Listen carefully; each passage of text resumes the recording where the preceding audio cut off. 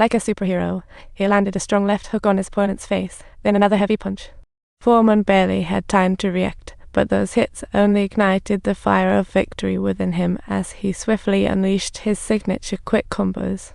The bout steadily fell into his rhythm. He broke Frazier's defense, knocking him out with one punch, sparking World Cup final-like tears.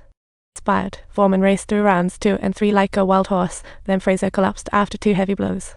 Foreman won the match with overwhelming superiority, becoming the new champion, which brought him a life of luxury cars, mansions, and wild parties every night.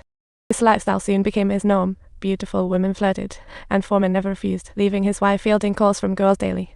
Those calls were like needles, piercing his wounded soul, and his wife ultimately chose to end their once hopeful marriage on the brink of despair. Just as he was lost in a life of luxury, former champion Ollie kept appearing on TV to challenge him, and Foreman finally couldn't take it. He decided to face Ollie in a showdown, and this battle of champions quickly caught the media's attention. However, just as the fight was about to take place, Ollie started taunting Foreman in front of the media. "Where have you been? Oh, here you are." "Foreman is not the new challenger," Ollie joked. "He's just a guy with a boxing glove. He's been taken by mistakes. He can't fight, and that's just how it is." Ollie's words hit like punches at his opponent. Regardless, Foreman laughed it off and calmly left the scene. Experts in boxing still believe Foreman would undoubtedly win the match, as he was at the peak of his career. Ollie, over 30, had seen better days, with some even predicting he might not last 3 rounds.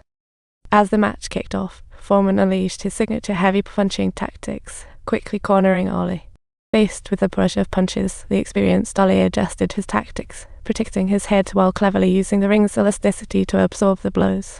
Meanwhile, Ollie kept employing tactics to stall, giving himself a chance to catch his breath and stay in the fight. During the intense face-off, Ollie occasionally threw some taunts to rattle Foreman's mindset. Unsurprisingly, Foreman soon fell into Ollie's trap, wildly swinging heavy punches in an attempt to overpower his opponent. By the 7th round, Foreman's stamina was clearly running low. By the 8th round, a sweaty Foreman had almost exhausted all his strength, and upon noticing Foreman's fatigue, Ollie quickly changed his defensive strategy.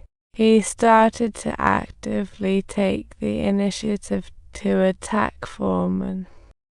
Confronted by the lively Ollie, Foreman seemed powerless. His defenses were full of holes, and he finally hit the ground under Ollie's heavy punches. The match was declared over. Ollie reclaimed his lost championship belt, shattering Foreman's undefeated myth. This defeat was a heavy blow to Foreman, ending his winning streak and making him truly feel the pain of failure. In the following months, Foreman participated in several tours to regain his self-esteem, vowing to challenge Ollie. That haunting defeat lingered in his mind like a shadow.